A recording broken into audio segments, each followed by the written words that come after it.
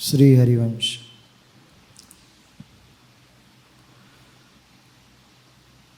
वंशी विभूषितकरान्नवनीलदाभात् पीताम्बरादरुणबिम्बफलाधरोष्ठात् पूर्णेन्दुसुन्दरमुखात् अरविन्दनेत्रात्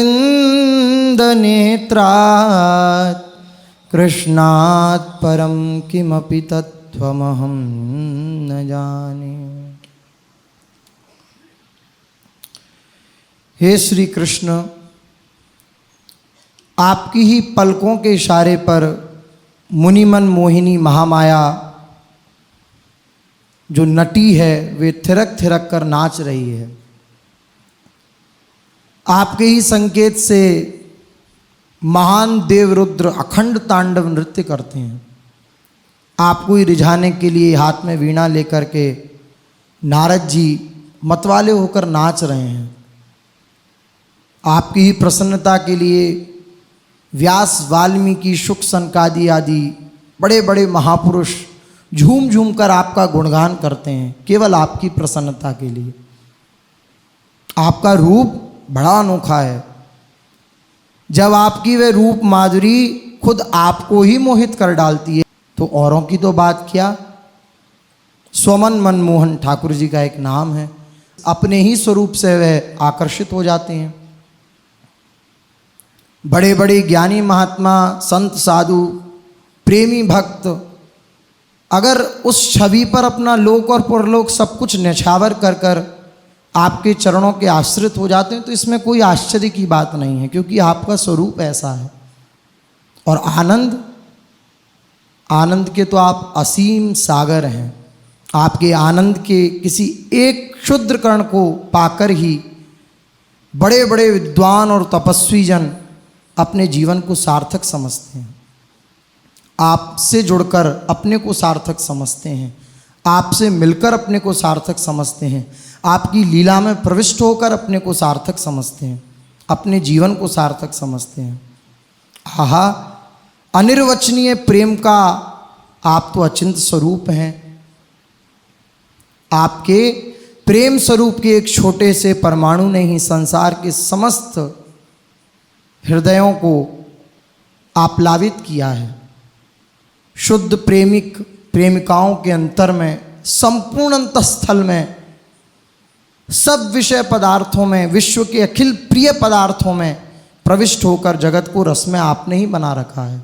जहाँ कहीं आकर्षण दिखता है, जहाँ कहीं झुकाव दिखता है, जहाँ कहीं आनंद दिखता है, वहाँ श्री कृष्ण का ही आनंद है। कर्षयति कृष्ण, जो सबको आकर्षित कर रहे हैं वे कृष्ण हैं।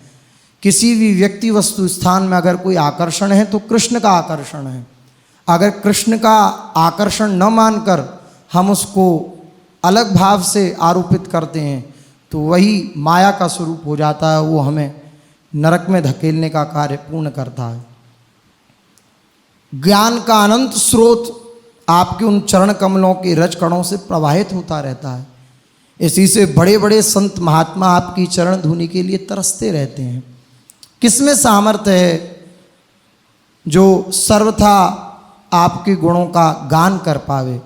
ऐसा कौन शक्ति संपन्न है जो आपका गान करे, आपकी लीला का गान करे, आपके गुणों का यथारूप गान कर सके? ऐसा कौन शक्तिशाली है?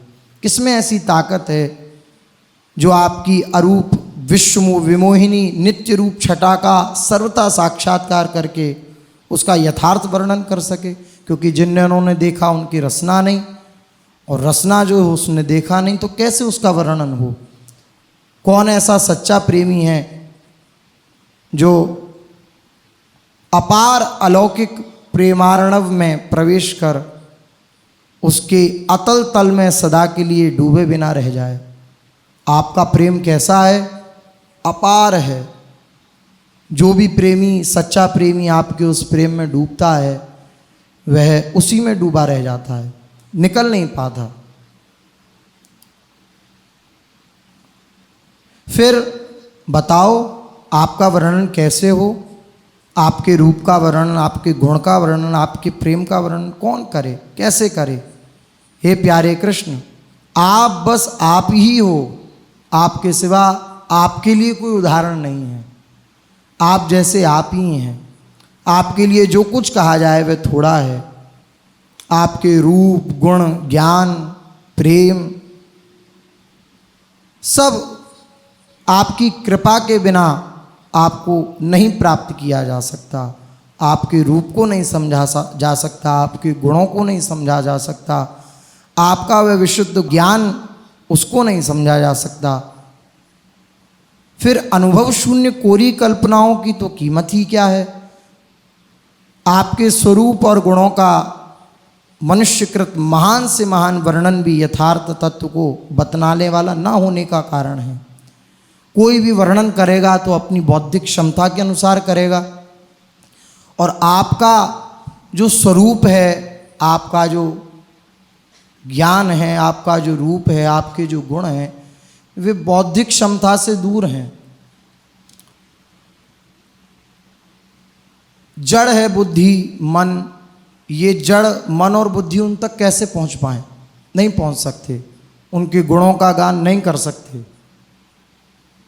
उनकी चर्चा जितनी क्षमता होगी उतनी कर पाएंगे। आपके प्रेमी कहा करते हैं कि आप प्यारे दुराले नन्हे बच्चों की हरकतों पर कभी नाराज नहीं होते, और स्नेहवश सदा प्यार करने वाली जननी की भांति किसी तरह भी अपना चिंतन या नाम गुण ग्रहण करने वाले महापुरुषों के प्रति प्रसन्न ही होते हैं। कैसे भी कोई आपका नाम ले, आपके रूप की चर्चा करे, आपके गुणों की चर्चा करे, कैसा भी हो, इसका प्रश्न आपके जीवन में नहीं होता कि अमुक ऐसा है, अमुक ने ये किया था, अब ये ऐसे नाटक कर कर हमें दिखा रहा है कि हम आपके हैं, और आप उसे त्याग दें। केवल वचन से भी कोई आपके प्रति कह दे कि मैं आपका हूँ, तो ठाकुर जी का प्रण है, अभयम सर्वभूतेभ्यो ददाम्येत्यद व्रतम मम। मैं सब जगह से उसे अभय प्रदान कर देता हूँ, सब जगह से वह अभय हो जाता है, भय रहित हो जाता है। महापुरुष कहा करते हैं कि आप अपने स्वभाव से, जैसे जननी अपने बच्चों को प्यार करती है, ऐसे आप अपने बच्चों पर प्यार करते हैं, कभी उन पर नाराज़ नहीं होते। बस इसी तरह आपका जो ये विरध मैंने महापुरुषों से सुना है, बस उस विरध के भरोसे पर मैं भी ये मनमानी कर रहा हूँ। पर भूला मेरी मनमानी कैसी, कितनी सुंदर बात कह रहे हैं। आपका ये विरध है कि आप पतितों को पावन कर देते हैं, दीन बंधु हैं, भक्त वत्सल हैं, इसलिए कभी कभी आपके विरध की आड़ लेकर के भी मैं अपना बिगाड़ कर देता हूँ। लेकिन फिर दूसरा ही सूत्र कह रहे हैं कि मेरी मनमानी भी कैसी, तिनका ज्यों बयार के बस। मेरी मनमानी कैसी, नचाने वाला सूत्रधार तो आप ही हैं, नचाने वाले जो सूत्रधार हैं वे तो आप ही हैं। कठपुतली ये कहे कि हम इस गायन पर या इस जो आप ये उद्बोधन दे रहे हैं नचाने वाला, हम उस पर नृत्य नहीं करेंगे या हम वो लीला कला कौशल नहीं दिखाएंगे, तो क्या कठपुतली की इतनी सामर्थ्य है? उसमें इतनी सामर्थ्य नहीं है। नचाने वाला बस नचा रहा है, वो नाच रही है, वो नाच रही है इसलिए कठपुतली है। नचाने वाले सूत्रधार तो आप ही हैं, मैं मनमानी करने वाला पामर कौन? मेरी कहाँ सामर्थ्य कि मैं कुछ मनमानी भी कर पाऊँ। आप जो उचित समझें वही करें। आपकी लीला में आनाकानी कौन कर सकता है? कौन आपकी लीला में आनाकानी कर सकता है? कौन आपकी लीला में विक्षेपक बन सकता है? जो आपको जिस प्रकार से जैसे जप करना है आप उसी प्रकार से स्वच्छंद होकर के करिए। बस हृदय में ये बात बनी रहे कि आप ही कर रहे हैं।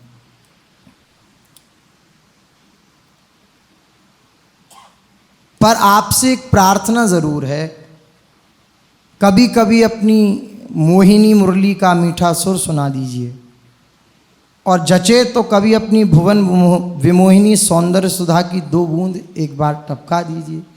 जब ऐसी प्रार्थना को श्री ठाकुर जी सुनते हैं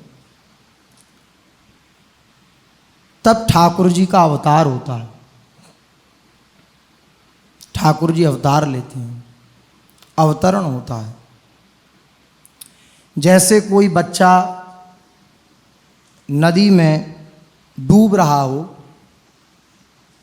और कोई उसे बचाने वाला नहीं है, तो जैसे प्रेम विह्वल पिता उस नदी में डूब करके उस बालक को बचाता है, यद्यपि वो डूबा हुआ नहीं है, पिता बाहर है जल से, लेकिन उसका बच्चा डूब गया है, तो प्रेम विह्वल पिता जैसे अपने बालक को बचाने के लिए कूद पड़ता है उस जलाशय में, वैसे ही श्री ठाकुर जी जब संसार महासागर में डुबकियां खाते हुए अनन्य गति जीवों को देखते हैं, अब इनकी कोई गति नहीं है, इनका मेरे सिवा कोई आश्रय नहीं है,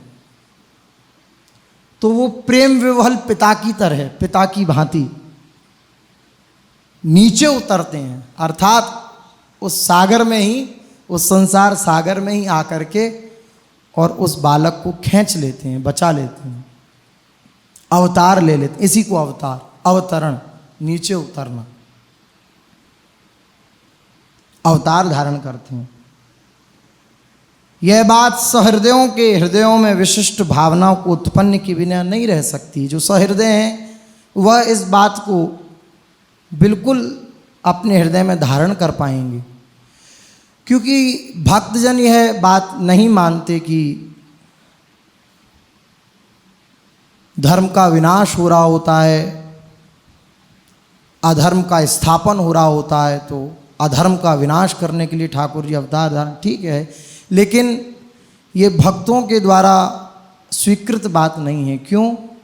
क्योंकि भ्रिकुटी विलास सृष्टि लय हुई, ठाकुर जी जरा सी भ्रिकुटी टेढ़ी कर दें तो सारी सृष्टि का विलय हो जाएगा, तो उनके संकल्प मात्र से अधर्म का विलय हो सकता है, तो फिर किस लिए अवतार धारण करते हैं? परित्राणाय साधूनाम, ये बहुत शब्द माननीय है महापुरुषों की दृष्टि में। परित्राणाय साधूनाम, जब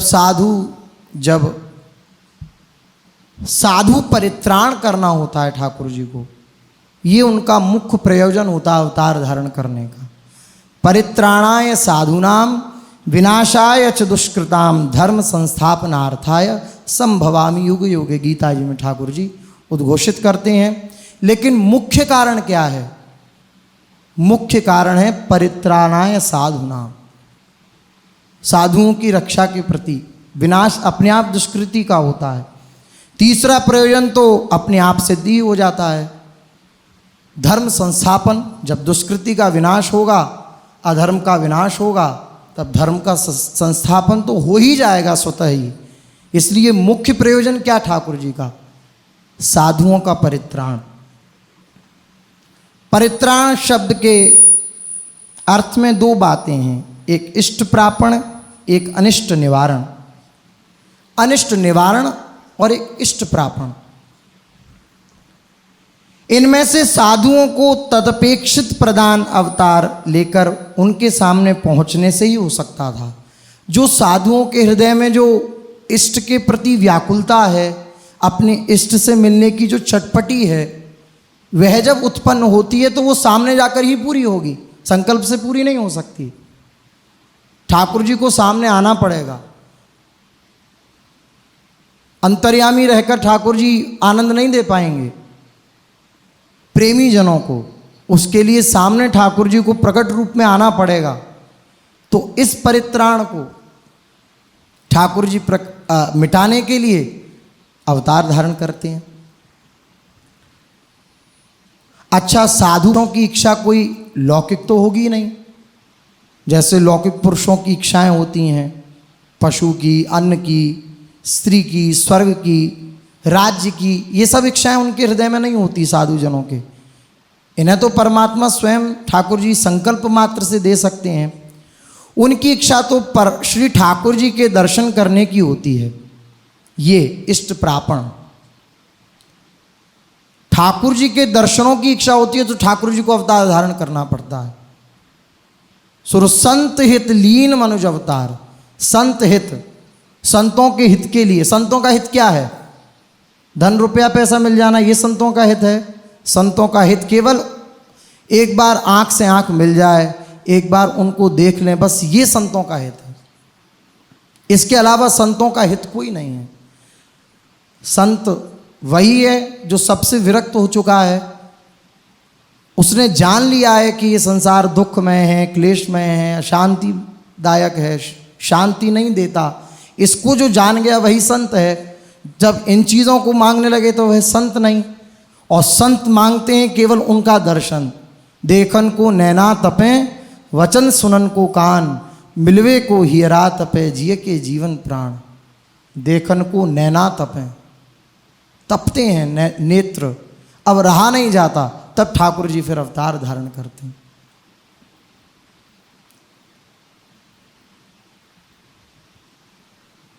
साधु पुरुषों को किस बात की इच्छा होती है, ये साधु जनों के मुख से ही सुना जाए तो अच्छा है। वृत्तासुर साधु है, यद्यपि असुर है लेकिन साधु है। वृत्तासुर अपनी स्तुति में कह रहे हैं, ननाक पृष्ठम न च पारमेष्ठ्यम न सार्वभौमं न रसाधिपत्यं न योग सिद्धि रपुनर्भवं वा समंजसत्वा विरहय्य कांक्षे। किसकी आकांक्षा होती है साधु पुरुषों के हृदय में? क्या लालसा, इष्ट प्रापण क्या उनके हृदय में उत्पन्न हो जाता है, जिसके कारण श्री ठाकुर जी को अवतार धारण करना पड़ता है। ठाकुर जी बिक जाते हैं।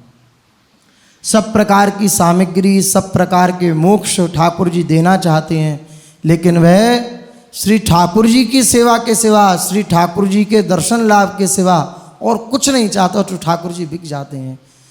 वृत्तासुर कह रहा है, ननाक पृष्ठम, हे भगवान मुझे पृथ्वी का साम्राज्य नहीं चाहिए, नहीं चाहिए मुझे पृथ्वी का साम्राज्य।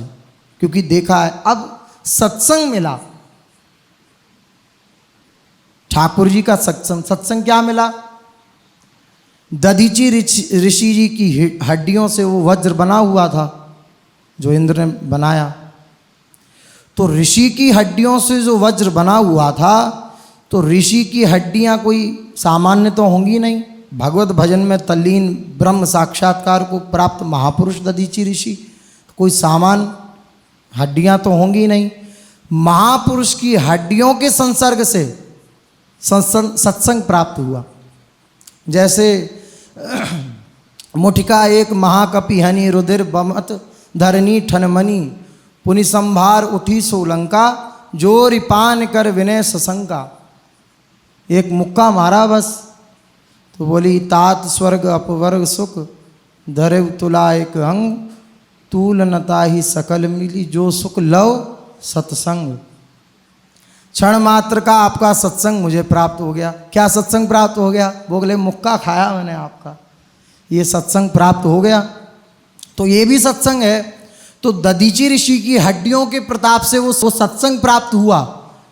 तो सत्संग के प्रभाव से यद्यपि चित्रकेतु थे ये, और उद्दंडता हो गई इनके द्वारा, शंकर जी का अपराध बन गया, लेकिन अब सत्संग के प्रभाव से इनका जीवन शैली में इतना परिवर्तन आया कि अब ये ठाकुर जी से भी कह रहे हैं, ननाक पृष्ठम, अब कुछ नहीं चाहिए, अब मत बहकाइए। बहक गया मैं, महापुरुषों के संसर्ग का, महापुरुषों के सत्संग का इतना ही परिणाम है कि हमें तो मांगना भी नहीं आता, लेकिन संत जन मांगना भी सिखा देते। तो क्या मांगना है, वो मांगना संत जन सिखा देते हैं, वो मांगना संत जन बतला देते हैं। क्या मांगना है, ठाकुर आ जाए सामने तो ठाकुर के सामने भूसा मत मांग लेना। जैसे किसी राजा के पास राजा प्रसन्न हो जाए और किसी गरीब को बुलाए और कहे कि बताओ आपको क्या दिया जाए, तो वो तो अपने हिसाब से ही मांगेगा, जैसी उसकी रुचि होगी अंतर की। बोले महाराज बस थोड़ा सा हमारी जो गैया है उसके लिए भूसा भरवा दीजिए और थोड़ा नींबू डले हुए चने दिलवा दीजिए, बस इससे हम प्रसन्न हो जाएंगे। तो राजा अपना माथा ठोकेगा, वो कहेगा कि हम क्या दे सकते थे इसे, और इसने क्या मांग लिया। और अगर वह गरीब राजा पे ही छोड़ दे कि महाराज अब आप देख लो, आपको जो प्रिय वस्तु हो वो आप दो, तो राजा को राजा के हिसाब से प्रिय वस्तु जो होगी वह देगा। इसी प्रकार ठाकुर जी से मांग लिया तो धोखे में हो गए, और कुछ नहीं मांगा, उनसे उन्हीं को मांगा, उनसे उन्हीं का प्रेम मांगा तो जीत गए। ये जीतना जब ही संभव है जब महापुरुषों का सत्संग प्राप्त हो जाता है। श्री वृत्तासुर जी कह रहे हैं ननाक पृष्ठम, देखो साधु की मांग क्यों अवतरण होता है ठाकुर जी का, इस मांग को सुनकर। न परमेष्ठी बनने की इच्छा है, परमेष्ठी पद ब्रह्मा का, ना मैं ब्रह्मा बनना चाहता, क्योंकि आब्रह्म स्तंभ पर्यंतम सर्वम मायामयम जगत, सब मायामय है। ना सार्वभौम की इच्छा है, पृथ्वी का सम्राट भी मैं नहीं बनना चाहता। न रसाधिपत्यम, न योग सिद्धि, योग की जो सिद्धियां हैं वह भी मुझे नहीं चाहिए, वह भी मैं नहीं चाहता। तो चाहते क्या हो, बोले अपुनर्भव, मोक्ष भी नहीं चाहता मैं। मोक्ष तो चाहते होगे, मोक्षकामी महापुरुष बड़ा दुर्लभ है, मोक्ष प्राप्त करना चाहते हो, बोले नहीं मोक्ष भी प्राप्त नहीं करना चाहता। बोले फिर क्या आपकी चाह है, तो वो कहता है मुझे परमेष्ठी प्रद मिले न मिले, रसाधिपत्य मिले न मिले, योग सिद्धि मिले न मिले, लेकिन बस समंजसत्वम विरहय्य कांक्षे, आपके विरह में मैं दिन रात तड़पता रहूं, बस ये मेरी आकांक्षा है, बस ये मैं चाहता हूं। आपके लिए रोता रहूं, आपके लिए चीखता रहूं, चिल्लाता रहूं, आपको पाने के का ही प्रयत्न दिन रात मेरा जीवन का एक अंग बन जाए, भाग बन जाए, मेरी दिनचर्या ही बन जाए। आपको पुकारना, कैसे पुकारना, अजात पक्षा इव मातरम खगाः स्तन्यं यथा वत्सतराः क्षुधार्ताः प्रियं प्रियेव व्युषितं विषण्णा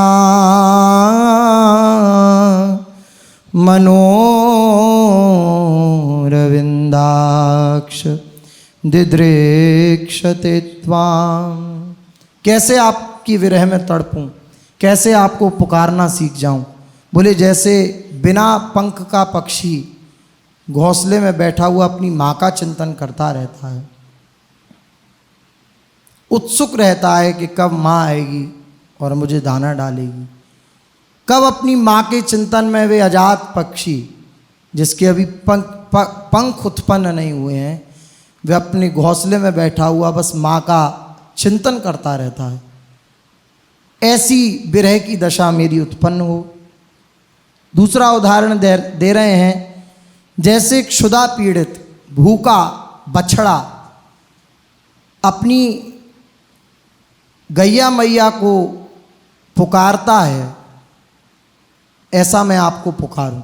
जैसे एक भूखा बछड़ा अपनी स्तन्यपान के लिए अपनी मैया को पुकारता है, और तीसरा उदाहरण दे रहे हैं कि जैसे विदेश में गए हुए प्रिय पति के दर्शन की इच्छा से जो दुखी उसकी प्रिया है, वे अपने पति की दर्शन की लालसा के से उसके प्रति चिंतन परायण रहती है, ऐसे मैं आपके प्रति चिंतन परायण रहूं, ये मेरी आकांक्षा है। तो साधु शब्द का अर्थ यही है जिसकी मांग भोग पदार्थ नहीं है, प्रभु मांग है। तो परित्राणाय साधु नाम, जब ये मांग उत्पन्न होती है साधु के हृदय में, संतों के हृदय में, तो फिर श्री ठाकुर जी प्रकट होते हैं, अवतार धारण करते हैं।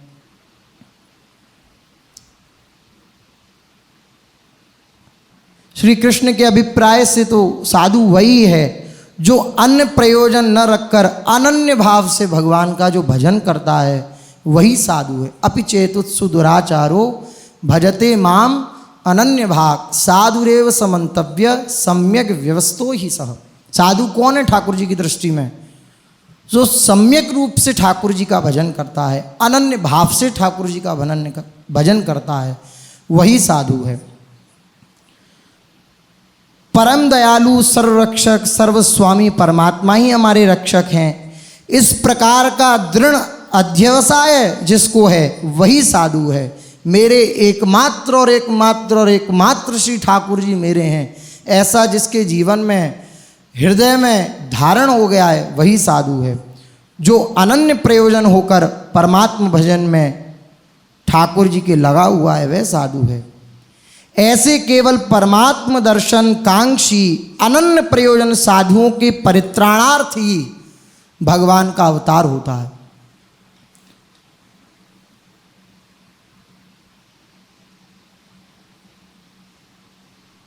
साधव क्षीण पापास्यु, इस प्रमाण के अनुसार पाप रहित पुरुष ही साधु कहलाने योग्य होता है। शास्त्रों में उद्धरण है, साधु कौन है? जो पाप रहित है। किंतु ऐसी साधुता भगवद अनन्य भक्त को आपसे हाथ प्राप्त हो जाती है। ठाकुर जी जैसे साधु कह रहे हैं, उसमें इस बात की भी मांग नहीं है कि वो पापी है या नहीं है। शास्त्रों में उदाहरण है, शास्त्रों में कहा गया है कि साधु कौन है? साधु एक भाव है, साधु एक भावना है। संत हृदय, ये तो संत हृदय है। संत एक हृदय की अनुभवमयी वृत्ति है, संत वृत्ति। तो साधु कौन? पाप रहित जो हो। लेकिन ठाकुर जी किसे साधु कहते हैं? क्षिप्रम भवति धर्मात्मा शश्वत शांति निगच्छति। जिस समय जिस क्षण श्री ठाकुर जी को अपना माना, उसी समय ठाकुर जी कह रहे हैं कि यद्यपि दुराचारी है, सुदुराचारी है, लेकिन उसने ये मान लिया कि श्री ठाकुर जी मेरे हैं, प्रिया प्रीतम मेरे हैं, तो बस उसी समय से उसे साधु मानो। साधुरेव समन्तव्य, ये ठाकुर जी का मत है। तो ठाकुर जी के मत को कोई काट सकता है? ऐसा किसी में बल नहीं है। क्षिप्रम भवति धर्मात्मा, उसी समय वह धर्मात्मा है। भगवद अनन्य भजन के प्रभाव से जो भक्तजन हैं, वो अनन्य भजन के प्रभाव से समस्त पापों को नष्ट कर कर धर्मात्मा बन जाते हैं। भजन के प्रभाव से, उनको करना नहीं पड़ता, भजन के प्रभाव से वो पाप रहित हो जाते हैं, उन्हें चेष्टा नहीं करनी पड़ती। यथाग्निरुद्धत शिखः कक्षम दहति सानिलः तथा चित्तस्थितो विष्णुर योगिनाम सर्वकिल्बिषम। अर्थात जिनके हृदय में भगवान का वास है, उनके समस्त किल्बिष अर्थात सारे पापाचरण उसी प्रकार दग्ध हो जाते हैं जैसे प्रज्वलित अग्नि के संबंध से सूखी घास का ढेर भस्म हो जाता है। प्रज्वलित अग्नि हो और सूखी घास पड़ी है, तो जरा सी चिंगारी होने के बाद जैसे रूई का पहाड़ पूरा भस्म हो जाएगा, ऐसी पाप क्या है? रूई के पहाड़ के समान है, सूखी घास के समान है। जैसे ही श्री ठाकुर जी की शरणागति होती है, तो उस शरणागति, उस भजन के प्रभाव से, अनन्य गति के प्रभाव से वह पापाचरण से मुक्त हो जाता है उसके पाप भस्म हो जाते हैं। ऐसे साधुओं की दर्शनापेक्षाओं को पूर्ण करने के लिए श्री ठाकुर जी अवतार लेते हैं। उनके हृदय में जब दर्शन की लालसा उत्पन्न होती है तो उन साधुओं के परित्राण के लिए, उन साधुओं के दर्शन के लिए और साधुओं को दर्शन देने के लिए श्री ठाकुर जी अवतार धारण करते हैं। साधु हैं ध्रुव जी, और भागवत में श्री सुखदेव जी कह रहे हैं कि ठाकुर जी क्या करने आए? ध्रुव जी का दर्शन करने आए। दर्शन देने नहीं आए, दर्शन करने आए। तो साधुओं के दर्शन के लिए और साधुओं को दर्शन देने के लिए श्री ठाकुर जी अवतार धारण करते हैं। फिर एकाक्रिया द्व्यर्थी करी बभू, इस न्याय से साधुओं के अनिष्टों का निवारण भी उसी समय कर देना उचित समझा। जो साधुओं के प्रति, अच्छा साधुओं के प्रति कौन अनिष्ट करता है? असाधु। तो असाधुओं का विनाश फिर उसी समय कर दिया श्री ठाकुर जी ने। इसलिए परित्राणाय साधुनाम और विनाशाय च दुष्कृताम। दुष्कृति जो हैं, जो असाधु हैं, उनका विनाश, उनकी वृत्तियों का विनाश श्री ठाकुर जी ने उसी समुचित समझा। इस प्रकार साधुओं के अनिष्टों का निवारण करना ही दुष्कृताम विनाश के रूप में अवतार का दूसरा प्रयोजन बतलाया गया है। जिन दुष्ट असुर राक्षसों का संहार श्री ठाकुर जी ने अवतार लेकर किया, उसकी आवश्यकता केवल दुष्कृतों के साधुओं के प्रति अनिष्टाचरण के कारण ही आ पड़ी थी। इसलिए अन्यथा भगवान के लिए असुर राक्षसों के संहार करने का कोई कारण ही नहीं है, क्योंकि ठाकुर जी सबसे प्रेम करते हैं। ठाकुर जी की उद्घोषणा है, न मे द्वेष्वस्ति न प्रिय, ना मेरा, मैं किसी से द्वेष करता, ना मेरा कोई प्रिय है। तो फिर क्यों असुरों का विनाश करेंगे? क्यों? क्योंकि वो साधुओं को, संतों को कष्ट देते हैं। इसलिए फिर राक्षसों का संहार किया।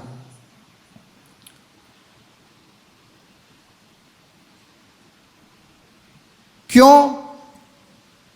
इसका कारण मात्र इतना है, क्योंकि जो उनके निजजनों का द्वेषी है, जो उनके निजजनों को कष्ट देने वाला है, जो उनके निजजनों से द्वेष करता है, वे ठाकुर जी से भी द्वेष करता है, वे ठाकुर जी का भी अपराधी है। अपना अपराध भले ही ठाकुर जी माफ़ कर दें, लेकिन भक्त के प्रति अपराध अगर बन जाए तो श्री ठाकुर जी माफ़ नहीं करते। दुष्दन्नम न भोक्तव्यम दुष्यन्नम नैव भोजयेत पांडवान द्विषसे राजन मम प्राणा ही पांडवा यस्तान द्वेष्टि समान द्वेष्टि यस्ताननु समामनु। महाभारत में ठाकुर जी कह रहे हैं दुर्योधन की सभा में, बोले शत्रु का अन्न भोजन न करना चाहिए। जब शांति दूत बन के ठाकुर जी गए तो भोग पदार्थ रखे दुर्योधन ने, बोले नहीं शत्रु का। बोले शत्रु? मैं आपका शत्रु हूं? तो बोले मेरे शत्रु नहीं, तुम मेरे प्राणों के समान पांडवों के शत्रु हो। तुम पांडवों से द्वेष करते हो तो मेरे से भी द्वेष करते हो। पांडवों का द्वेषी मेरा अपराधी है, अतएव हमारे भी तुम शत्रु हो। ऐसे ठाकुर जी प्यार करते हैं अपने निज जनों से। तो साधुओं का परित्राण करने के लिए और जो विनाशाय दुष्कृताम, वो ये दुष्कृति जो ठाकुर जी के जन हैं उनसे द्वेष करने वाले जो हैं, उनका विनाश श्री ठाकुर जी कर देते हैं। इस प्रकार असुर राक्षस आदि दुष्कृतों का संहार भी साधु परित्राणांतर्गत ही है। तो परित्राणाय साधु नाम में ही अंतर्भूत हो जाता है। अब रहा धर्म संस्थापन, तो वह तो परमात्मा के लिए, श्री ठाकुर जी के लिए प्रयत्न साध्य कार्य नहीं है कि उनको प्रयत्न करना पड़े धर्म संस्थापन के लिए। जब दुष्कृति का विनाश हो गया तो धर्म संस्थापन तो स्वयं हो गया। तो जगती तल में धार्मिक लोग धर्मानुष्ठान करते, असुर राक्षसों ने उनमें विघ्न उत्पन्न किया, इससे धर्म की ग्लानि उत्पन्न हुई। जब परमात्मा ने उन दुष्टों का संहार कर दिया तब धर्मानुष्ठान पूर्ववत चलने लगा। यही धर्म की संस्थापना है। पहले धर्म चलता था तो उसमें जब ये असुरजन कलह करने लगे तो ठाकुर जी अवतार धारण कर कर उनको नष्ट किया और धर्म संस्थापन स्वतः हो गया। इसके लिए श्री ठाकुर जी को कोई स्वतंत्र प्रयत्न नहीं करना पड़ा। अतएव हमारा कहना है कि श्री ठाकुर जी के अवतार का जो मुख्य प्रयोजन है वो केवल और केवल साधु परित्राण है। संत जन ही उनके अवतार धारण करने का मुख्य प्रयोजन है। जब जब भगवान का जो जो अवतार हुआ तब तब साधुओं के ऊपर आई हुई आपत्तियों का दूरीकरण करने के लिए, करुणा रूप धारण करने के लिए, उनके प्रति लीला आदि का गायन कराने के लिए, सुंदर लीलाएं करने के लिए, उनके दृष्टिगोचर होने के लिए श्री ठाकुर जी अवतार लेते हैं। श्री राधा वल्लभ लाल की जय।